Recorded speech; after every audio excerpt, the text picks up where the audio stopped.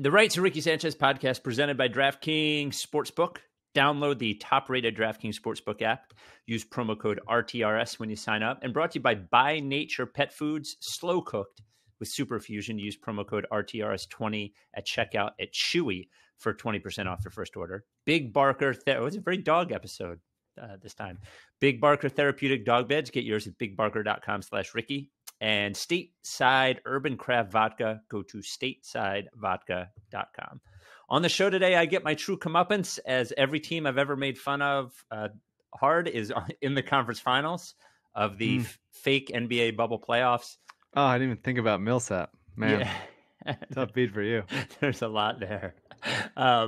There's a leader in the Sixers coaching search, which will be fun to talk about.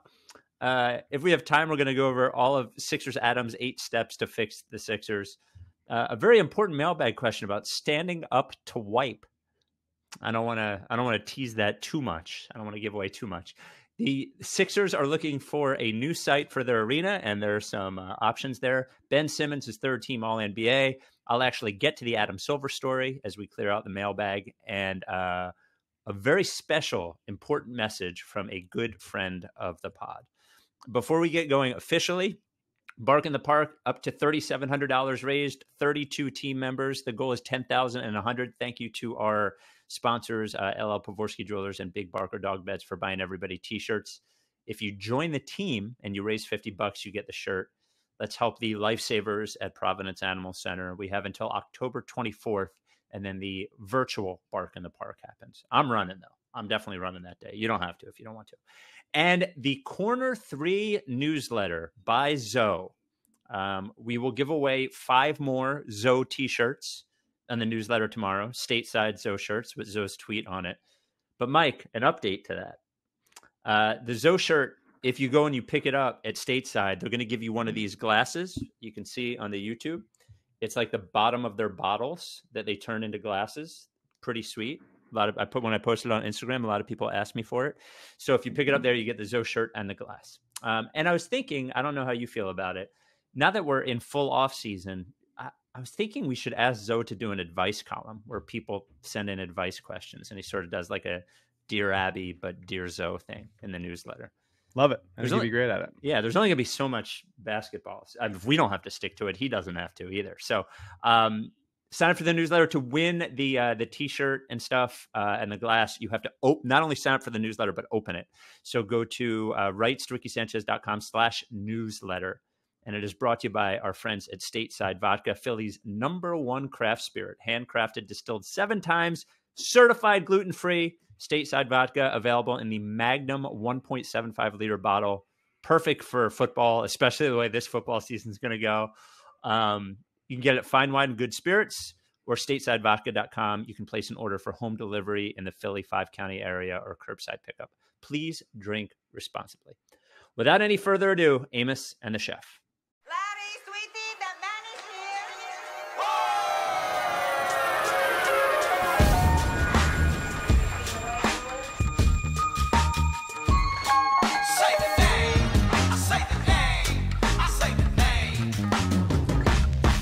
We were right, y'all.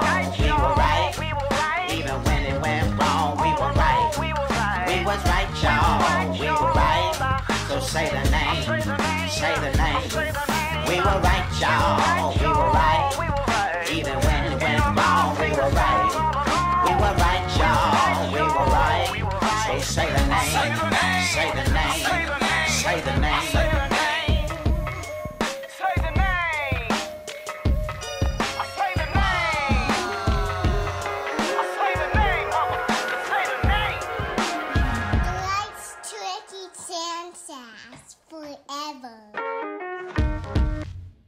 Welcome to the Rights to Ricky Sanchez podcast. I'm Spike Eskin, along with a guy who I am going to play a very important message from a friend of the pod to kick off the pod. Are you ready for this? Sure. I received a 1 minute and 10-second message that I would like to play you, and here we go. Spike and Mike.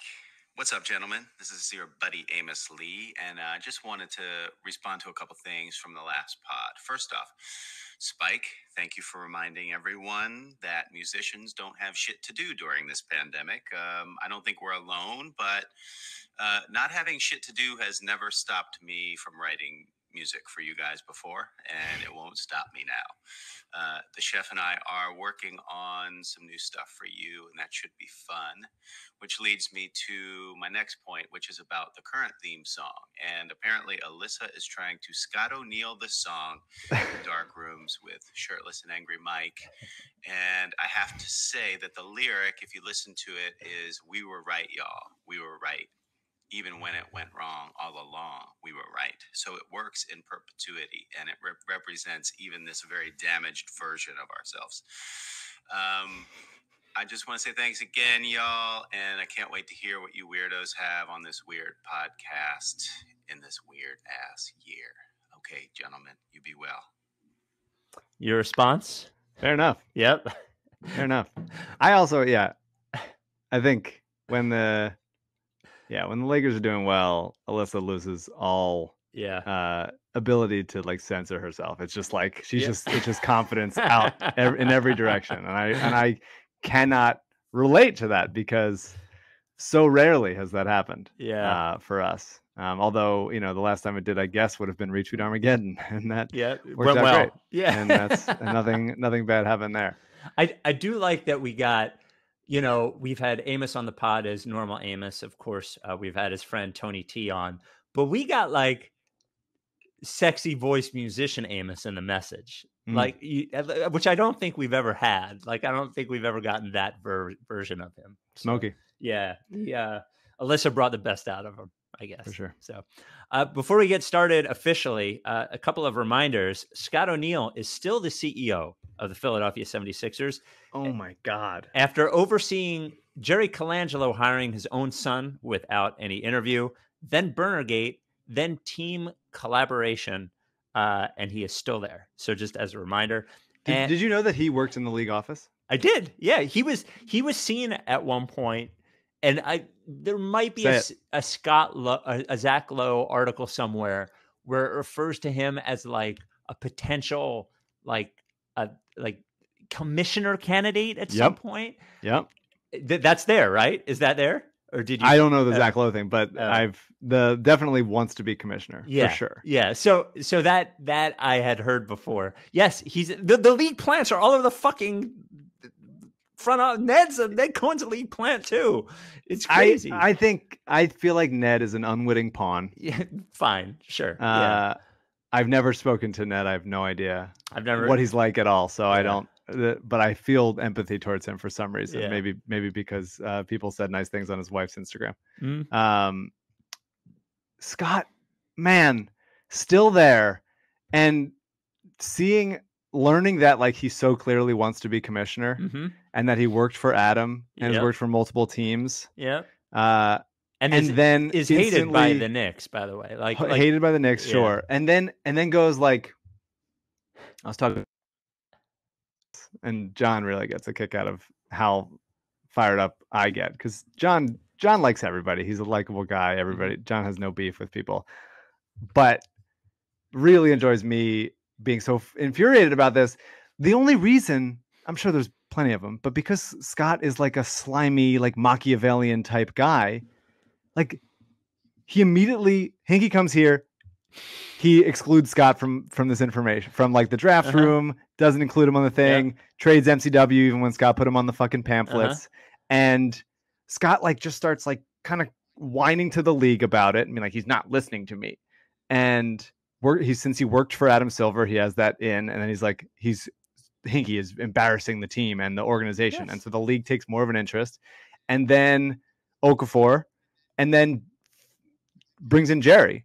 Because what would help Scott personally more than a like establishment type, well-respected industry titan than Jerry Colangelo, to have Jerry in his pocket. And so that's another recommendation for Scott when he wants to either be commissioner or move on to something big and better. And then of course, right away, Scott, why wouldn't we hire Brian Colangelo? We'd be so lucky to hire Brian Colangelo. It's all so crazy. Bald. and so obvious that like everything Scott does is just to only benefit himself.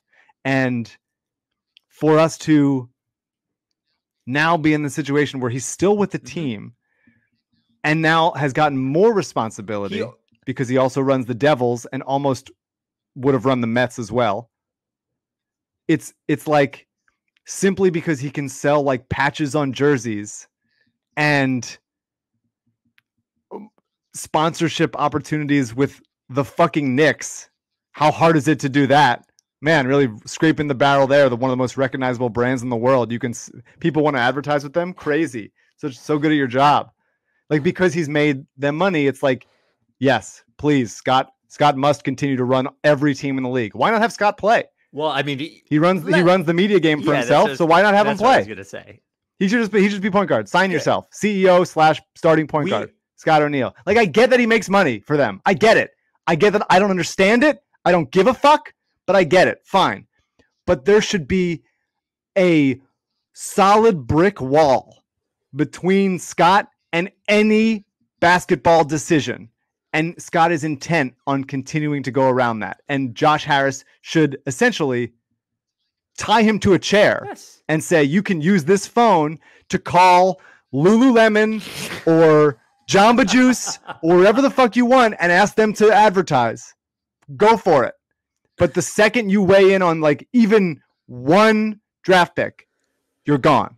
I've always said he has a dangerous amount of basketball acumen. And what I mean by that is that, like, Aaron, you mentioned this last time, Adam Aaron knew enough to know what he didn't know.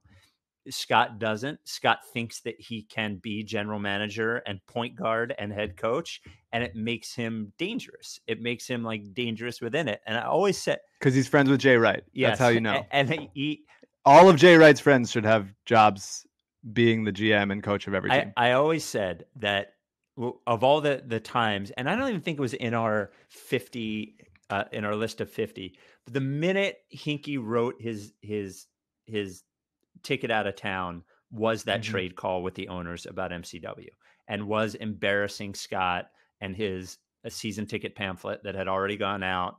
And Scott told the owners that the city, that there would be Armageddon in the city if they traded MCW. Yeah.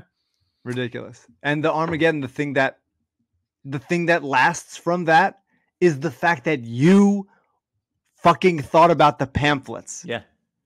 When a trade was clearly beneficial for them. You could disagree with the trade if you thought, like, I actually think MCW is going to be quite good, and I think this is not selling at the height of MCW's value. You would have been wrong, but you can think that. That's a fine thing to think. Yeah. But the idea that you are thinking about it in terms of, but I already sent out the pamphlets and I'm so proud of them, and you're going to trade that guy, instant, this is the downfall of the organization, and it is your fault. I'm at the place where I have empathy towards Brian Colangelo. I have certainly empathy towards Elton Brand, empathy towards even somehow Josh Harris and David Blitzer. Somehow I possess empathy. For Scott O'Neil, I have nothing but disdain. The only one in this whole operation that I feel just such ire towards. Do you know why? Because he is knowingly what he is. Like, you can say what you want about Josh Harris and David Blitzer, but they are so separated from the world that we are in for one reason or another, and like that they almost don't even know what they are clueless about. You know, like, sure, I'm not. There's certainly not an excuse, but like I could. Yes, I agree with you in all of those things, and even the front office idiots who are also still there. There's been no meaningful change in the front office. I think, even though oftentimes they operate out of fear and all of these things, like, they're still trying to like build a basketball team. They're just fucking misled. Scott O'Neil is not misled. He's just bad. I want him to, like, if he's going to run the team, he should take ownership for decisions that have been made and not just consistently throw other people under the bus. Yes, he should. What was so your dad a couple years ago, the Jazz thing, released a report about him leaving for the Utah Jazz. What was that? And do you think that is that just like totally gone, and it's now that he basically runs Harris Blitzer Sports, like he's in. So for I that. was talking to Jack Fritz, who was the producer of the evening show at that point, which is where my father said it on WIP. He was on with Gilio. And I want to say 100%, and I think you will believe me on this. I've never had a conversation with my father about what he said on the air. I don't know anything from him on that. All I can say is this, is that like, say what you will about people who report things or whatever. My dad does not make things up, and he is well sourced. And like, I think, and I said this to Jack the other day, Jack putting that fucking thing he said in a tweet may have ruined it because him making it public by putting it on Twitter, I feel like maybe held up whatever it was. I don't know what it was, but I can tell you this. There's no way it was made up.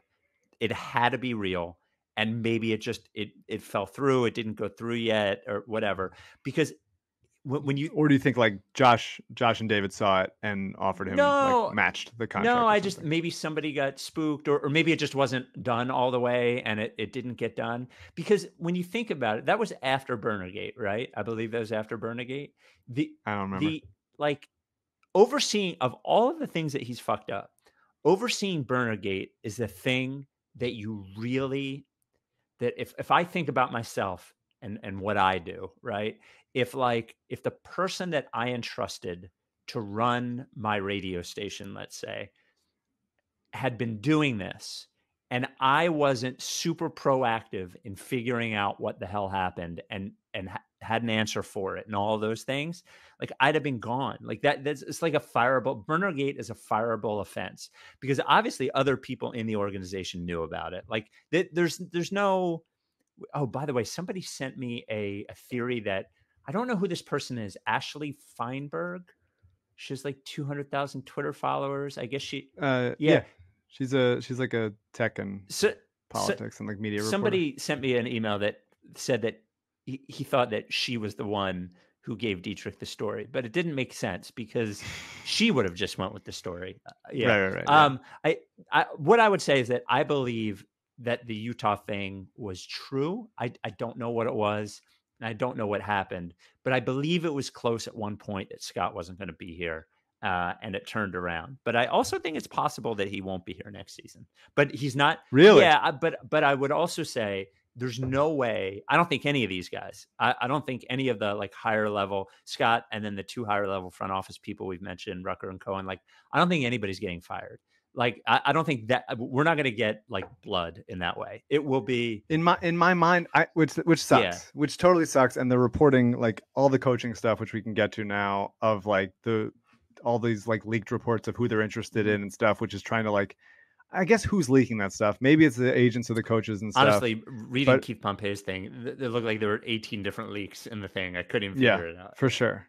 But it's like, I mean, I guess it's to like get the organization or get the fans excited about possible coaches, or to get like to lead people astray. Like it's not the draft, right? You're not drafting. You're not trying to like, you telegraph the Matisse pick, and that's why they got worked. You don't telegraph a coaching hire. You kind of just hire. Yeah, I think what it could be is either the team really wants one of them and is leaking the other ones to put pressure on the one to agree to a deal that is lesser than what that person's asking for, or like if you're Mike D'Antoni, which we'll get to in a second, maybe you're trying to create a market for yourself, and maybe there's not any interest there. So I think that could be it too. I mean, I was holding out hope, and maybe I still am, that the Sixers were waiting to do anything with the front office until they waited to see if Daryl was fired. Daryl Morey from the Houston Rockets and friend of the podcast. Tillman Fertitta, the owner of the Rockets, basically announced that his job is safe, which is a tough thing to announce. But can I also mention that I saw that, and I also thought to myself, well, if Tillman Fertitta is smart, then what he's going to do is if somebody wants Daryl Morey, he's going to make them pay a penance, and he's going to say, I want to keep him. So So you don't think Daryl's job is necessary? I don't think it's not safe, but I think it's possible that Daryl Morey wants to leave and Tillman Fertitta wouldn't mind if he left. It's just that Tillman Fertitta isn't just going to let him walk away from a contract because he probably believes he has value. Okay. Yeah. So. Well, interesting. And I still feel I was texting with Sixers Adam, which is always weird because he's a child and I should he is 18. Not text him less because I'm like, what is this weird? Yeah, he texted me the other day. He was like, should I be worried that nothing's happened yet with the front office? And I was like, Adam, like Elton is in charge of everything. That's not changing. They're not hiring somebody above Elton. And I was hoping that the your Masai theory would fall into place in a nice way because Toronto does look, and this is what Adam was texting me about this possible Kyle Lowry trade. If Van Vliet walks, which it looks like he will, and Ibaka and Gasol are expiring, then Toronto's like, maybe we just do a mini teardown, get rid of Lowry before he just walks for free, and then try to like rebuild kind of on the fly with around Siakam and OG and those guys. And so then I was thinking, well, if that's going to happen, why would Masai stay there for like a rebuild? Why wouldn't he just be like, you know what? Won a championship here, prove that we can get to the second round and almost advance the conference finals even without Kawhi. Like, I've done a great job. I'm ready to move on to the next challenge. And then accept a Godfather offer for the Sixers. But if you're not thinking... I don't think that's going to happen. Before we get to the coach thing and the rest of the NBA, I have to stop starting the podcast off with the Scott O'Neal thing because it's such. No. This is every podcast because they want us to let it go. I know. And by the way, I'm glad that you're here. I'm glad that this is the mic that I have now. It's just it's how could they not have done anything yet? How could it looks so bad?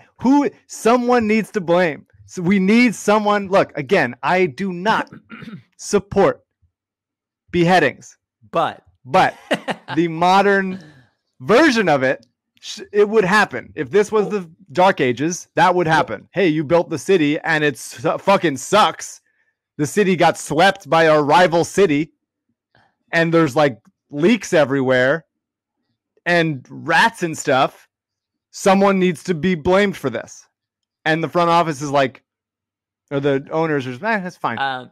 Let's all just kind of hold hands and refuse to die. What was the Scott O'Neal quote from Yaron's book? Somebody had to take the fall or somebody had to pay the price when he was talking about Hinkie. Remember, he couldn't believe he said it to him. It was somebody had to, if you Google it, we'll find it. Hold on, Scott O'Neal. I can keep ranting while you do that. Somebody had to. It was something to the effect of, man, it was the title of one of our podcasts once. It was like somebody had to take the fall or somebody had to pay the price. And it was about Hinkie getting fired that he said to Yaron when Yaron asked him about him, and he couldn't believe that he said it to him. I'll find it later. The Rights to Ricky Sanchez is presented by DraftKings Sportsbook. Well, so it's funny to look at the copy they give us. It sure was nice seeing the teams back out on the gridiron over the weekend. Not for everybody. I will say I did not. I always forget right before the season starts that I don't have access to watch the games until like minutes before it starts because it's not unless it's the national game.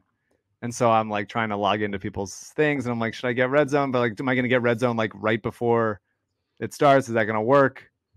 I don't know. So I ended up being like, you know what? I'm just not going to watch this game. Wow. And it was very good call. By the way, after about 15 minutes, Red Zone wouldn't have shown you very much from our point of view. That's right. That's right. So week 1 in the books, no better place to bet on football and have some fun and get into the action with DraftKings Sportsbook, America's top-rated sportsbook app.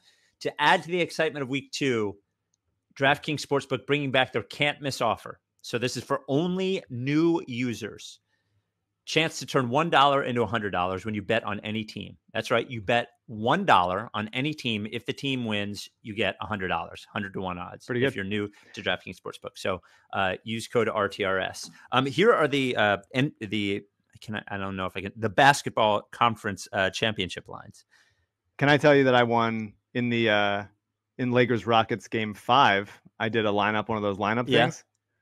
$140. Oh, with the DraftKings fantasy. Daily fantasy. Yeah. Okay, cool. That's right. I won. I had Talon Horton Tucker in the lineup. So the little tip from myself to myself. The series line for the West, Denver is plus 450. The Lakers are minus 625.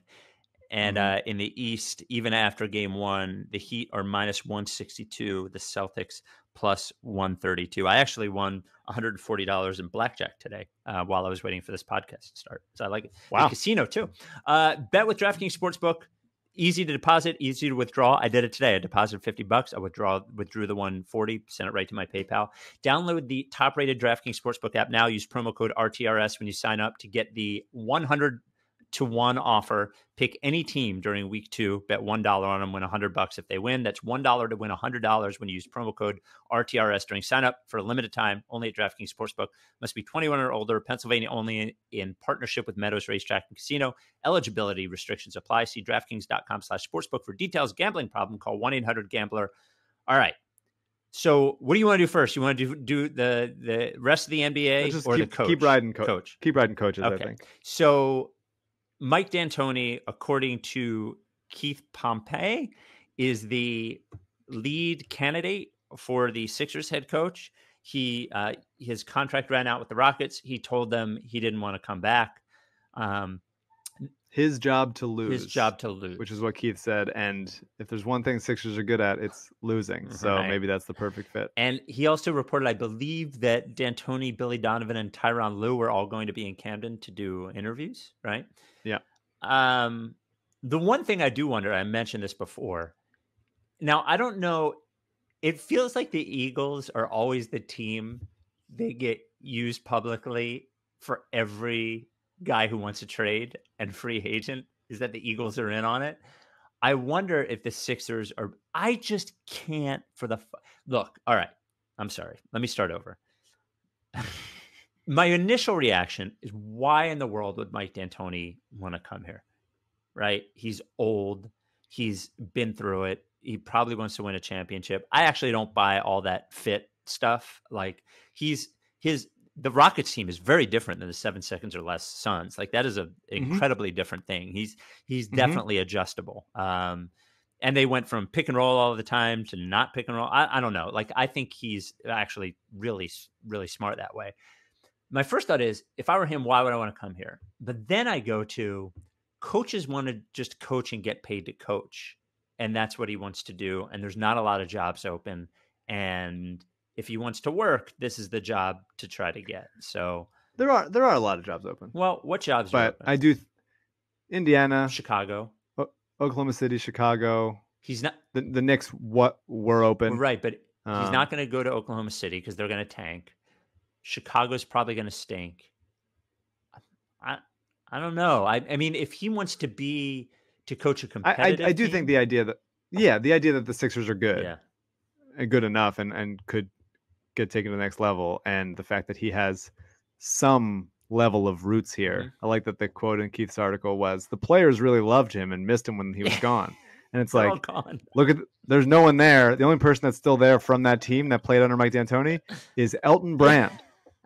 Well, maybe that's he's the only one. Maybe that's I think it's pretty clear. Not really deciding. It's not like Isaiah Cannon is reaching out to say how much he loved, like Hollis and Carl Landry are reaching out to say, yes, please. We were all so sad when Mike D'Antoni left. Yeah, I don't know. I mean, it's clear from the burners and from reporting that Jerry Colangelo and then Brian Colangelo and his staff wanted Mike to eventually take over for Brett. I agree with you in the sense that, like, I don't think the way that some team plays is the way that every team would play. Yeah. But I do think that that's like the 7 seconds or less Suns are closer to the current Rockets than they are to the Sixers. Yes. And as far as playing fast, moving the ball, spreading the floor type of thing. And when he was in New York as well, what he did with Lynn, when he was like, okay, I have a guy that can handle the ball and shoot and run pick and roll. That's what I'll do. That's sort of what he was. D'Antoni the coach for Lynn Sanity? Yeah, wasn't he? I'm pretty sure he was. I don't remember that or even really have ever thought about it. I'm gonna Google it, but I'm 99%. I'm not sure. Yeah. But yeah, I'm of two minds with D'Antoni. I think he's a good coach. It was him. I think players. It was him. I think players generally like playing for him because he encourages them to shoot. I think D'Antoni would be great for like Tobias specifically, as far as like ripping off shots really quick, which needs to be added to his game. I wonder what it would mean for Ben and Embiid. I think Ben is the kind of player that's really interesting in a D'Antoni system, just like kind of the fulcrum and passing everywhere and picking defenses apart and all that stuff. Murray Stoudemire, Ben, just rim running. Yeah, I mean, I'd love to see that. That'd be really interesting. I do wonder what Embiid does in that world. Well, maybe he would tell him to shoot. Just shoot 7 times, bro. Shoot 7 threes. Who gives a fuck? For sure, but I mean, it's just like the problem with the Sixers again, and this is the issue. Like I like a lot of Sixers players individually, and I think that there are ways that they are successful. But the fact that their 4 most expensive contracts are all power forward centers who don't shoot very quickly is wild, problematic. Yeah. Like you pretty much cannot have all 4 of those guys on the court at the same time. And that's tough because I don't know that that's the case in any other team, let alone like a team that has championship aspirations. They signed around their two like theoretical superstars.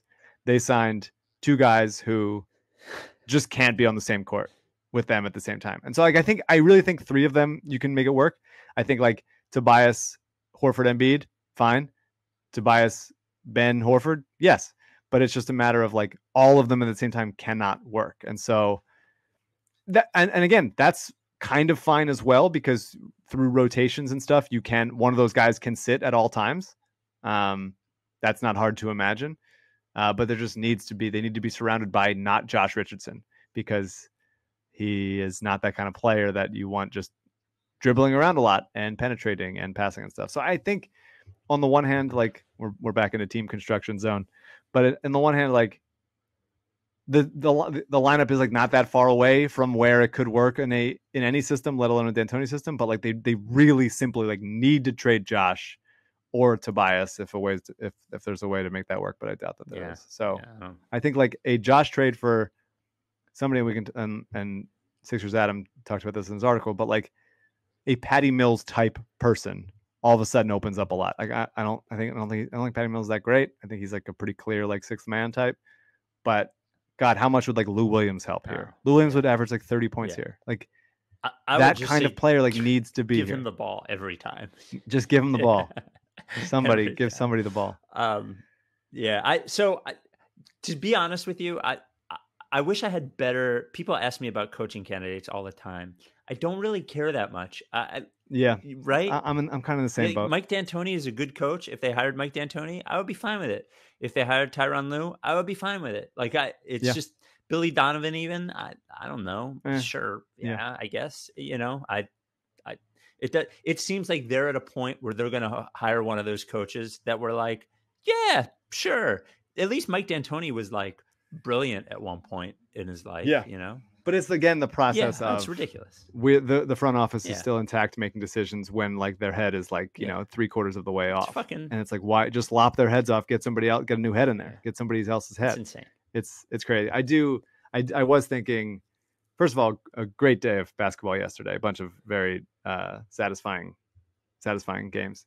I was thinking that like if there's a panic Clippers trade happening, just thinking about it, I'm not a Paul George guy. I used to be, and I'm no longer am.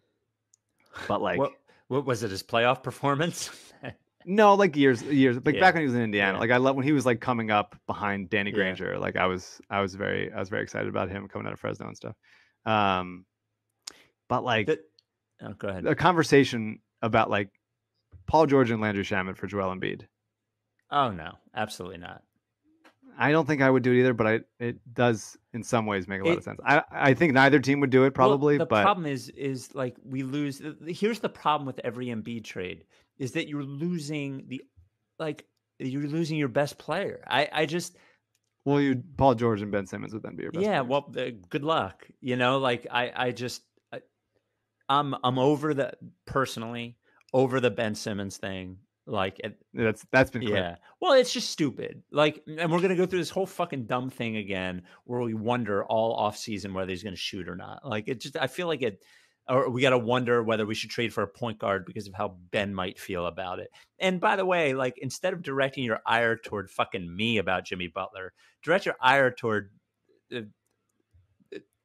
Simmons. Like, not me. I didn't fucking do anything.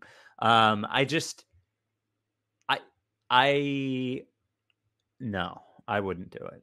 I wouldn't do it. I mean, I wouldn't either, but it certainly cleans things up. Yes, I would agree in some way, but I do think that it also lowers their ceiling. Yeah. I mean, I understand. We talk about. I mean, like Simmons made a third team All NBA, which is cool for him, and also like gives him a bunch more money. Bodner reported it as $19 million over the like possibility of a supermax over the next couple of years. Embiid did not make a team, although he did get more points towards making one of those teams, but he had to beat out like other centers and didn't. I think that whole point system is really Chris Middleton ended up with more points than Simmons, but because I know it's crazy. But because they like they split his positions. It's like, guys, what year is it? I know. Just pick the 15 best players and put them on the All NBA teams. They're not actually teams. You don't have to. They're not going to play each other. And even there's no like, and they go off to the Olympics and they play these 5 guys. It's not a team. Yeah. What are we doing? But I also don't care about it, so I don't know why I'm complaining. But you start to think about like, I don't know. You look at Miami and you look at the way they use Bam, and but even when Bam was playing power forward next to like Myers Leonard for most of the year, and they've unlocked him more by putting him at center. But like, it's not hard to imagine Ben doing similar stuff, even if he doesn't shoot very often. Well, there needs to be more guys around him who can shoot and shoot quickly and penetrate and get to the rim. And then all of a sudden it's like there's movement rather than like, God, watching the Sixers feels like a different sport, like how clunky and drawn out every single possession right is. But I guess what I would say is 2 things. First of all, having players who can shoot and shoot quickly and get to the rim would actually benefit every player in the NBA, having them around them, and not just Ben. And then totally, but Ben is also very talented at other stuff. He just like has a really very obvious weakness that is wild for a top, a third team All NBA player. But Russell Westbrook was also third team All NBA. So let's. Well, he was great for the first 75% of the second half. First half he wasn't. Second half he was. But the other thing, the second thing is that like if you tell Ben Simmons, okay, be Bam Adebayo, you're only handling the ball on the elbow, and also you have to play center on defense and guard this guy, and be a rim protector. He's going to tell you to go fuck yourself. That's the problem. The problem is less about the shooting and more about like, okay, if you're not going to shoot, then you have to do this. And he doesn't do that. He doesn't. He never has. So if he did, then wonderful. But if he doesn't, then like I just think we're in the same problem. So yeah, I mean maybe a new coach. It's always going to be a weird fit until those guys buy in and get better. Yep. And I think that they're great. And I think that statistically every lineup that Ben and Joel are in with shooters is good, almost always. So let's get more of those guys and guys who can get to the rim a little bit. But it certainly Ben and Joel's deficiencies complicate things and make it harder and put it more of an onus on the front office to actually surround them with the right people. Like with Kawhi and Paul George, and that's weird to say this after they just lost in a very embarrassing fashion, but with Kawhi and Paul George, like they can kind of do everything. Yeah. And so you can kind of put whoever around them. Ben and Joel, there's just a narrower window of like, okay, these guys really need these kinds of guys around them. It's same thing with the Celtics, same thing with the Raptors is like, you're like, oh, we can just throw whoever around this guy. Yeah. Just give me good basketball players, put them there and we'll make it work. Okay. He's got to do more shooting in this lineup. Okay, fine. Simmons, Embiid, more just different, just odd kind of players. But I think also with a very high ceiling, if a competent front office makes it work around them. I got to read you this Brian Colangelo relationship advice question. It came in at about, I would say, when was I up reading it? 4:45 a.m. maybe 5 a.m. Why do you wake up so early? Because I go to normal work and I like to run before it, and I like to walk my dog. You wake up at 3 a.m. No, though? I wake up at like 4:30. I do. This is why the playoffs are so hard on me. But I just don't understand why I feel like you make it hard on yourself. No, I do think that getting a running start to the day is, and remember, like I have 2 morning shows that I have to listen to, and like it's got a lot to do. And I would rather whatever. This came from Q.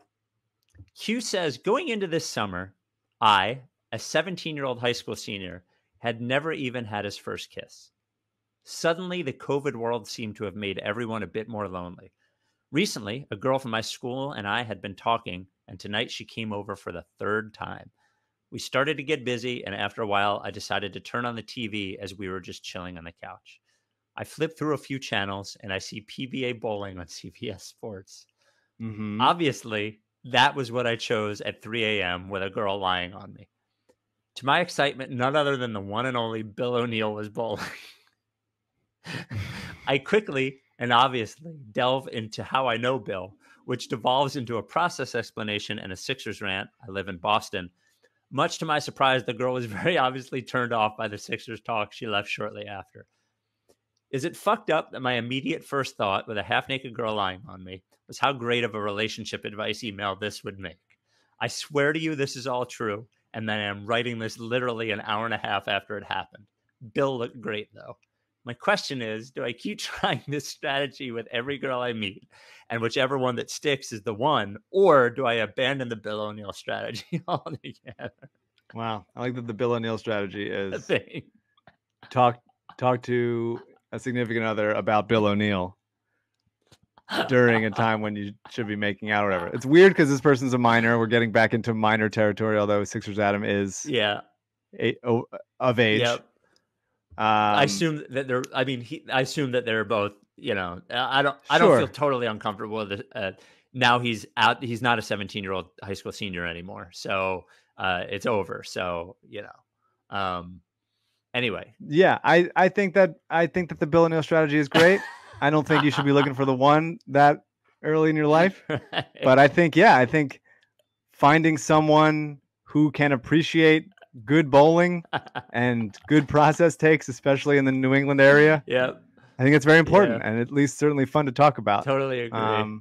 And doing things to then tell a story to random guys on a podcast, I think is a perfectly logical way to handle things. I wrote back, this is the best email we've ever gotten. And he said, that's perfect because this is the worst email I've ever written. I was like, thank you. There you go. Yeah. By Nature Pet Food is a sponsor of the Rights Ricky Sanchez podcast. We love By Nature Pet Food because it's good for your pet. It's the best for your pet. We got a new Good Boy Club member, and I'm really conflicted. I don't know if you know this person. I don't want to call him out by name, but he is from Philadelphia, used to work here, now works for the Bucks, and sent us a picture of his dog eating By Nature Pet Food. His dog is named Buck and lives in Milwaukee. So I guess my question for you is are we still okay with that being Good Boy Club?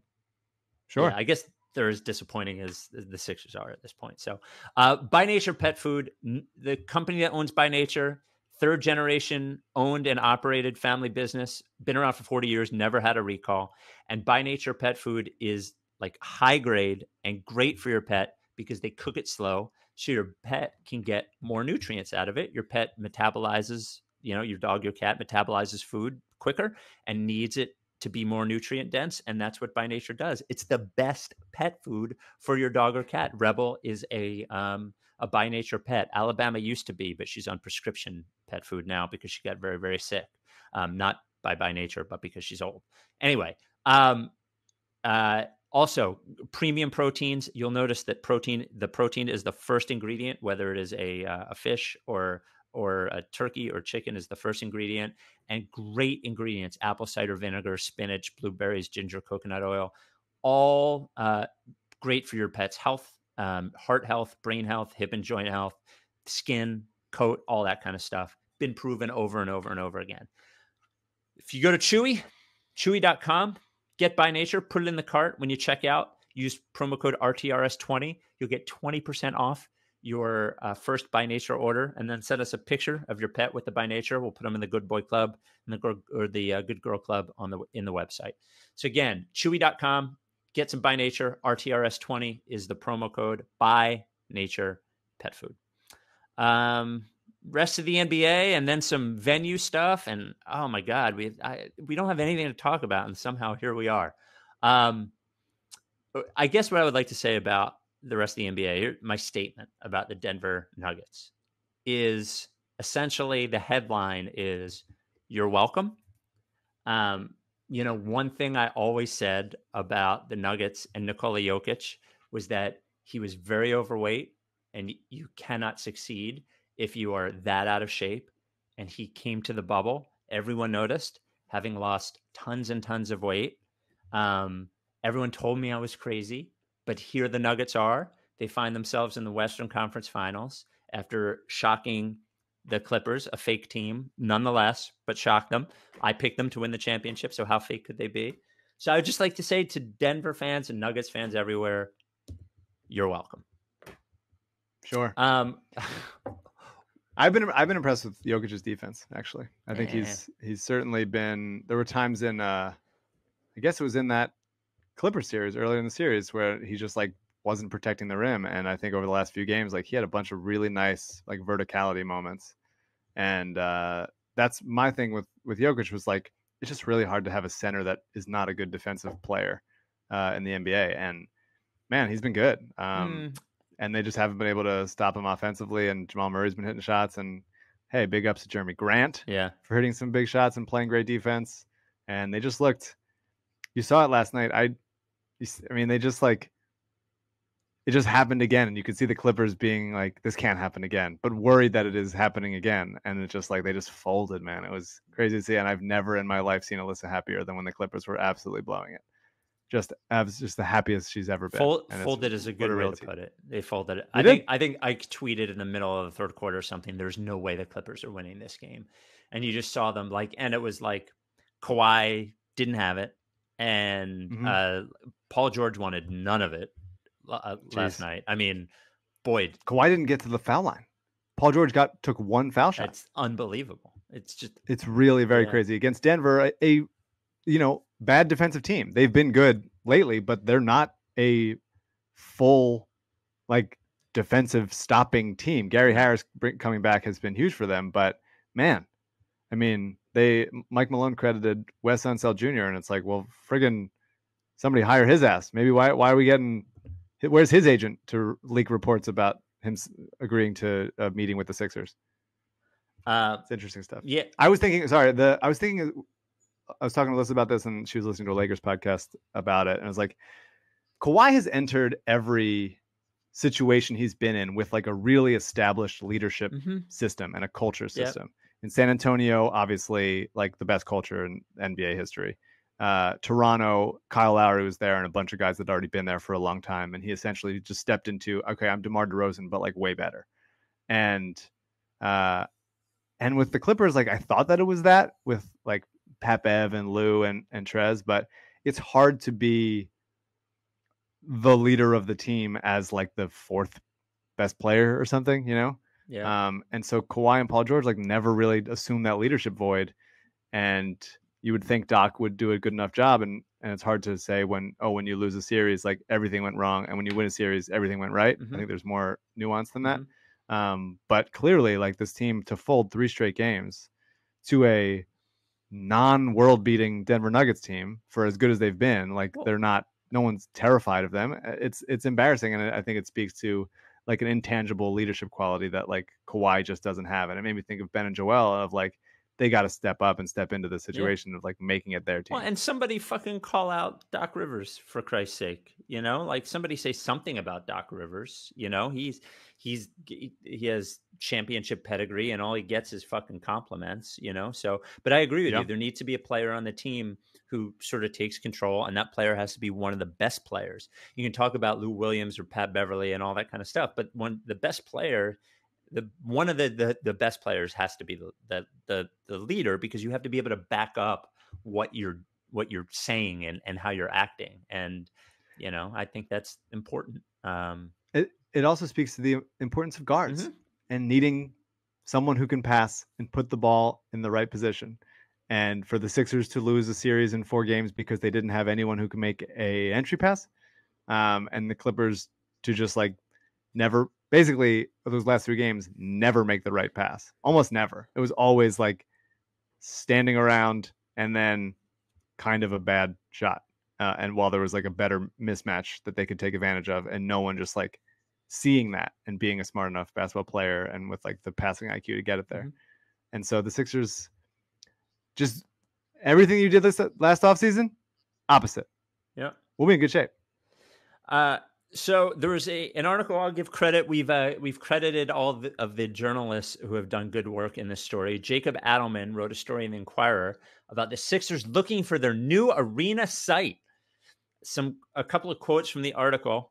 By competing to develop Penn's Landing, the Sixers signaled their dissatisfaction with their current home venue, the Wells Fargo Center at South Philadelphia Sports Stadium Complex, which the team leases from Comcast Spectacor and shares with the Flyers.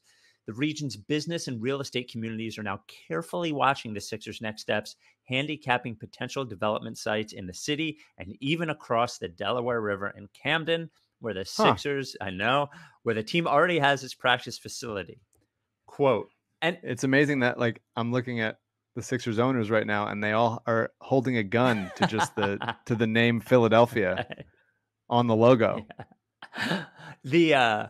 And by the way, I don't blame them for wanting their own arena. I don't even know. And also, I have a problem specifically with one of the places they're looking at. But as long as they pay for it, they can do whatever the fuck they want. I don't care.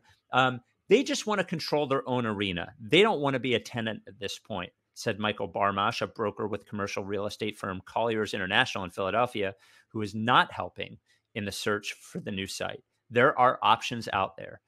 Still, the team is said to be seeking more flexibility in scheduling their games, which they would have at an arena of their own. The Wells Fargo Center will also be 35 years old when the Sixers lease expires in 2031. So the 3 sites I thought were most interesting that the article mentioned were 8th and Market, which is a bunch of parking lots now and sort of close to the old gallery. I forget what they replaced the gallery with. Broad and Washington, which is also vacant, and a 30th Street Station revitalization project. I guess out of all of these, what I would say is you cannot put a fucking arena at 8th and Market. You can't. It's the same problem that they were going to have when they were talking about putting the Citizens Bank Park at Chinatown.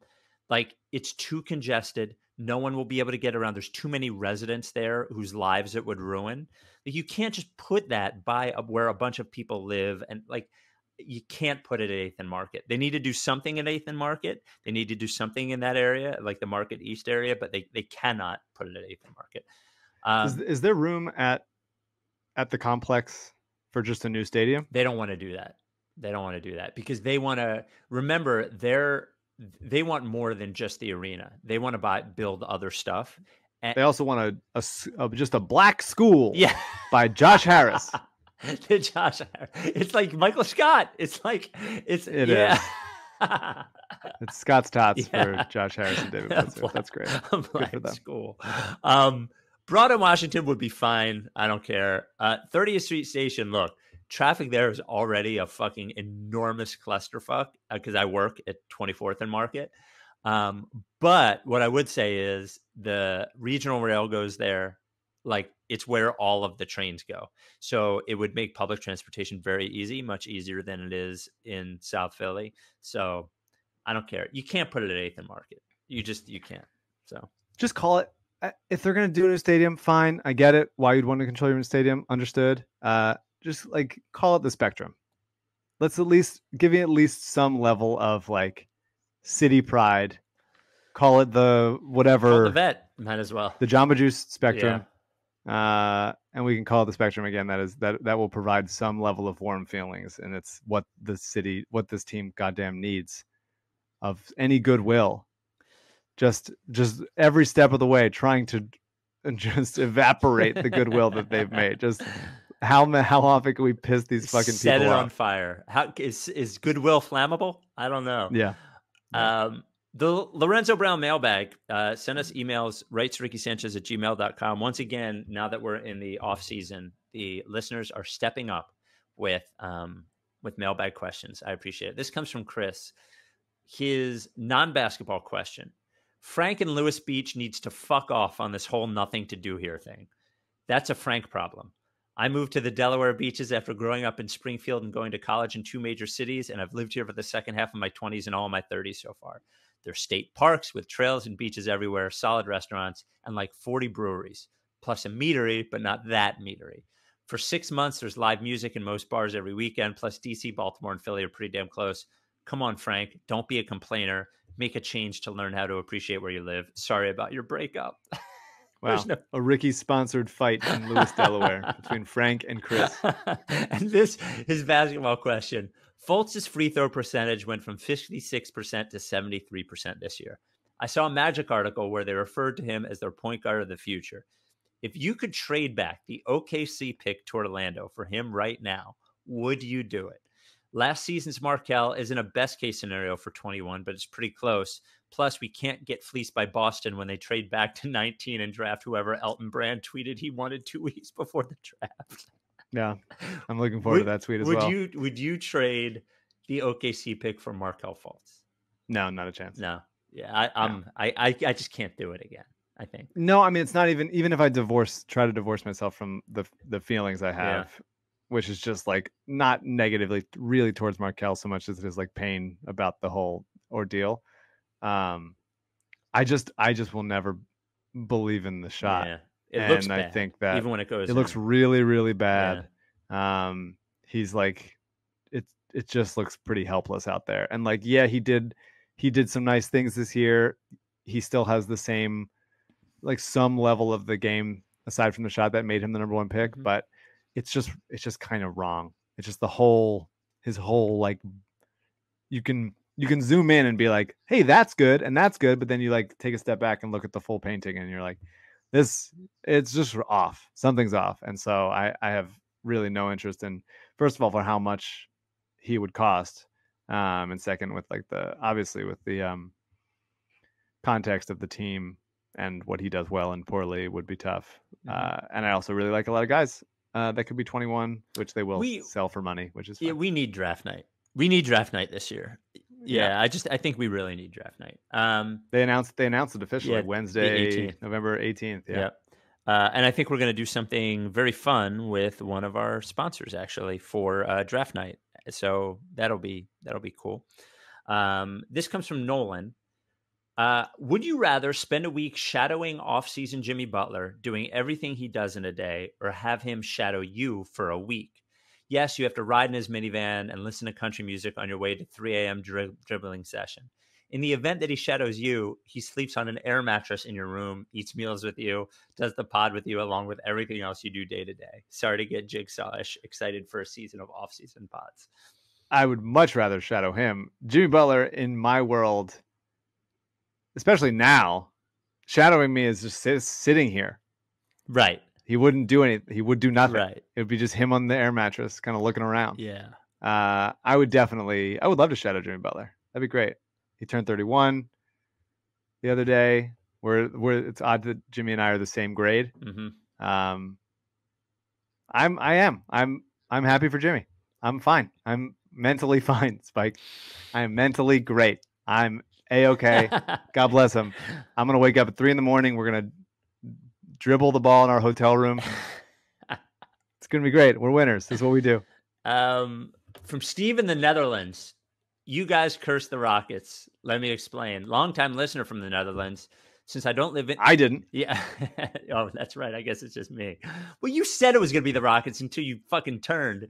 Longtime listener from the Netherlands. Since I don't live in the U.S., I basically got to choose the team I support in the NBA. So I chose one team from the East and one from the West. Those teams were the Sixers and the Rockets. James Harden was and is my favorite player.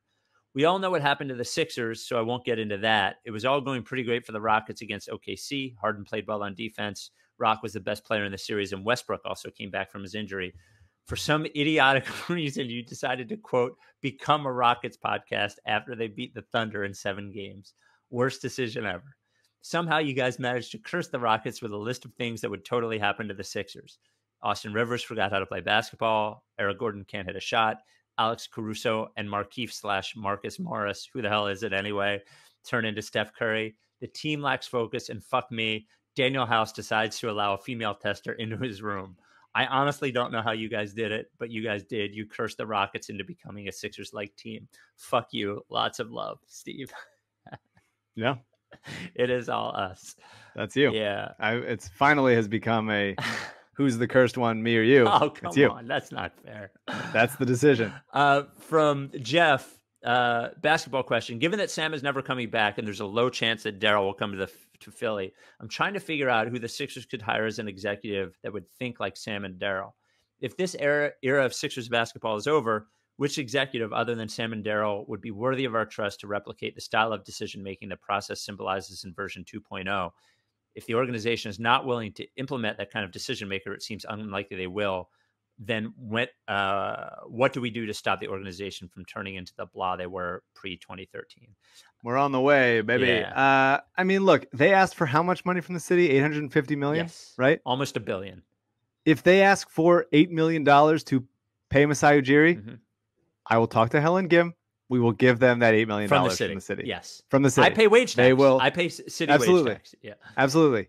I will register my loan out corporation in Philadelphia so I can also pay into that $8 million Masai Ujiri fund. 100%. If they ask for so much money, we can give you less. Yeah. For a way better product. Mm-hmm. I promise. Yeah. The Rice Ricky Sanchez podcast is brought to you by Big Barker Therapeutic Dog Beds. Big Barker been with us for a few years. Like, quite simply, if your dog is sleeping on anything but a Big Barker, you're a fucking terrible dog parent. You're terrible. Your dog needs to sleep in comfort, and not just luxury, but comfort for health. And it has been proven by the University of Pennsylvania Vet Hospital, like a study, that the Big Barker actually improves your dog's health. Go to bigbarker.com/Ricky, bigbarker.com/Ricky. See the difference. See the dogs well elevated off the ground because they are sleeping on a real thick memory foam as opposed to what you see in Go look at you don't have a Big Barker? Go look at your dog bed right now. Go look at that dog bed. Press down against it. What do you feel? You feel the floor. You don't feel that on a Big Barker. In fact, like you could sleep on a Big Barker if you got one that's big enough. If you go to Jimmy Butler would sleep on a Big Barker. He absolutely would. While he was shadowing my boring ass life. Yep. If you go to bigbarker.com/Ricky, you get the Big Barker with 2 process patches that you can iron on if you want. One for the bed, one for wherever you want it to go. Like I said, it's been proven. Dogs develop arthritis just like we do. If their joints are supported, they end up healthier. Make your dog happy. Make your dog healthy. Get them a Big Barker. It's worth every penny. 10-year warranty. The foam doesn't flatten or they replace it for free. 1-year at-home trial. They'll give you a full refund if you don't like it, and handmade in the USA. Big Barker dog beds. This came. Go ahead. I was thinking. Remember when I obviously legend of this podcast when I ate the eggs during the podcast. One time I had an almond and I threatened to eat a cherry one time. Mm-hmm. I have some things to shred here, and I was like, should I just shred something right now? Just really quietly shred something as loud as possible. I don't think shredding is quiet. Yeah, and it wasn't just that you ate the eggs. It sounded like you were doing the dishes. Like it sounded like you were cleaning the plate while you were doing the podcast. All my dishes get done by the desk. Yeah. This comes from William. We didn't research the basketball question, which I want to do. So I'll skip the basketball. But his non-basketball question was so stunning and disturbing to me, I felt like I had to read it to you. I learned in a recent discussion that led to internet research that 40% of people stand up to wipe after dropping a Moses Malone. Now, I've never heard of a number 2 called a Moses Malone. Sounds like maybe we should do that. So 40% of people stand up to wipe after dropping a number 2. My wife is a stander and I am a sitter, and neither of us has any remote understanding for the other. In fact, my wife refused to believe she was in the minority. You may not even be aware of your significant other's preferences, to each his or her own. Is there a right way to wipe? Mike, I've never heard of standing up to wipe. That sounds fucking crazy to me.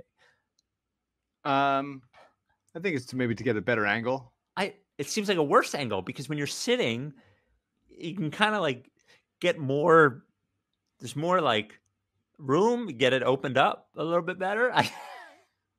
Are you a stander? No. Oh, have you heard of this?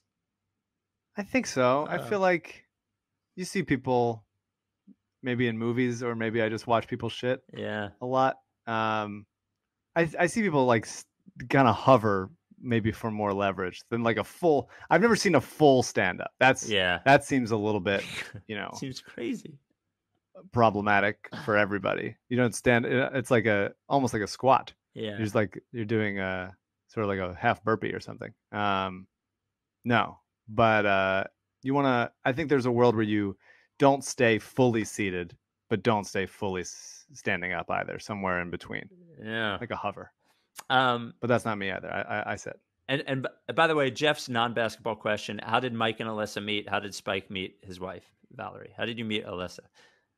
We met on a show, the show Your Family or Mine, which nobody watched on TBS, starring Richard Dreyfuss and Joe Beth Williams and Ed Bailey Jr. and Kyle Howard and Kat Foster.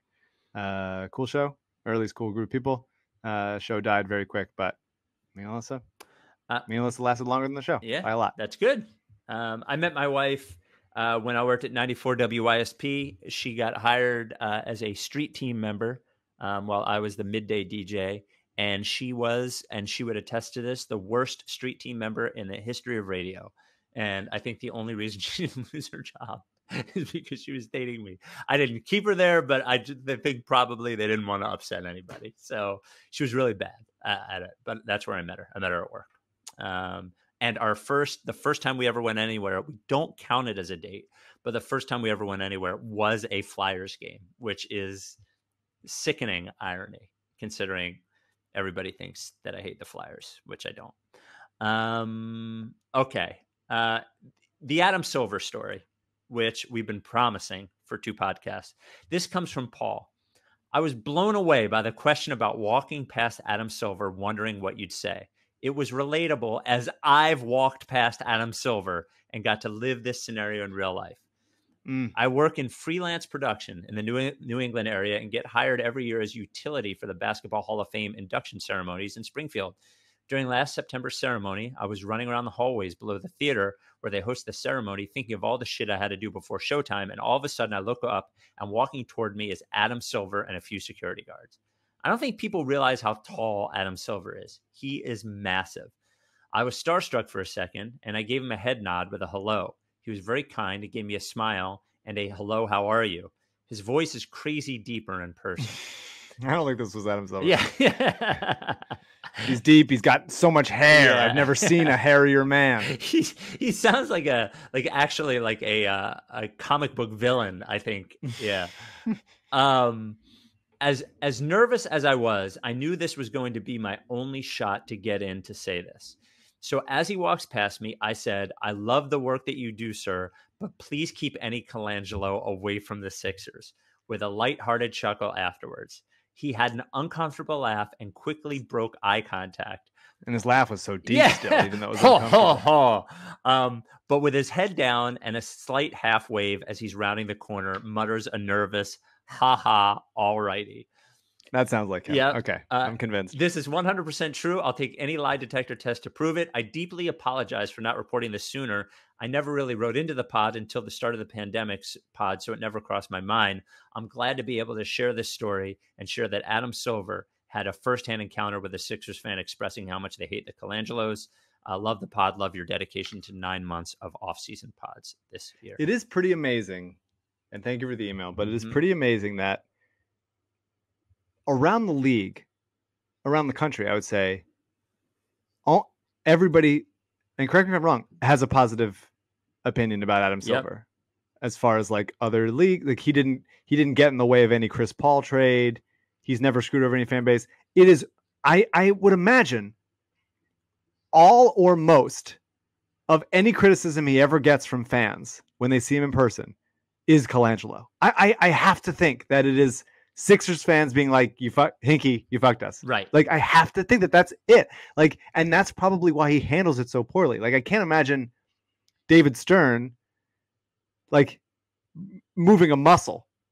Right. If somebody had talked to him about, like, all the things that he did that people were pissed off about. But Adam Silver, it's just the one thing, and it doesn't happen often, but it has to be the only thing that he gets shit for. Right. And that does satisfy me. Forever. It had, like, he can't ever escape it. And I hope that he continues to run into people. Like, I guess what I would say is don't harass him, but don't let it go unnoticed. Like, say something. Let him know. Not everybody has to be fucking Mike Weber. But you got to say something. And final email comes from Ryan in Vermont. Dear Spike and Mike, after watching the Eagles and the Sixers meltdown, I've come to the conclusion for the need of a second team. Not for myself, I'm already broken, but my 8-year-old son's mental well-being. Here's the issue. We moved from PA to Vermont when my son was 3, and that puts us in Celtics and Patriots territory. Is it okay to teach him to be a fan of both Philly and Boston teams and only watch the wins? No. Yeah. It would pain me as a father if he was, say, in his late 20s, unclothed, sitting in the dark, podcasting his grievances. Help me spare my son of this. That feels targeted and also fair. Now, the pain is part of it. Look, being that the kid's growing up in Vermont, I would have no problem with you allowing him to be a what's it called? A Patriots and Celtics fan. That's where he's growing up. That's like, he'll be able to have those shared experiences with his friends and so on and so forth. But that said, I don't think you can't be both. You can't teach a kid to be a fan of both teams. No. Yeah. That's why I would like if you want to, I mean, pick a different team or hope that the Sixers get a WNBA team, or if you're in the Northeast, you can root for the Connecticut Sun, who won last night. Or just become a Nuggets fan or a Mavericks fan or some random team if you feel like the Sixers are too painful. But I do think that nearly every fan base thinks that they are cursed. Yes, 100%. And some of them are right. Like Clippers fans, you'd be right. Kings fans, probably right. Raptors fans would have thought that before they won the championship. Patriots fans, not so much. Not so much. Celtics fans also not so much. I think you should. I think the communal aspect of sports is important, especially when you're growing up. If you're going to like sports, having your son be the only blank fan in his area may be fine, but I think he's missing out on stuff, to be quite honest with you. So I don't know. I Philly or Boston would be fine. I think. But you can't teach him to be both. And he says, lastly, thank you for the last 5 years of content. This was a nice note. I wanted to acknowledge it. Thank you for the last 5 years of content. Strange as it sounds, some podcast hit home in times of struggles. A little over a year and a half ago, my wife lost her job while she was 7 months pregnant with our 4th child. We suspect because of that reason. That fucking sucks. Yeah. She was an AT for a D3 school and wasn't going to travel, and that rubbed people the wrong way.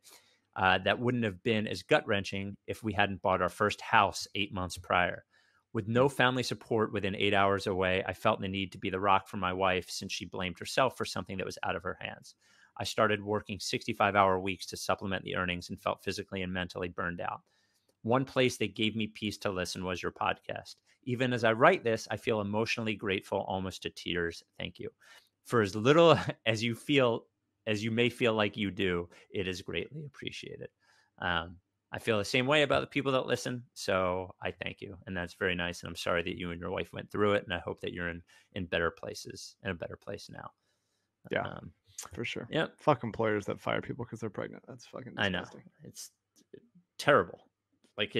Like of all the reasons, it is right there at the bottom for worst, most horrible reasons to fire somebody. I feel like whatever. All right. Well, that's it.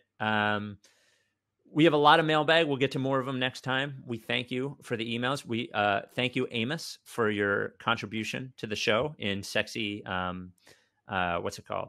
Sexy musician voice.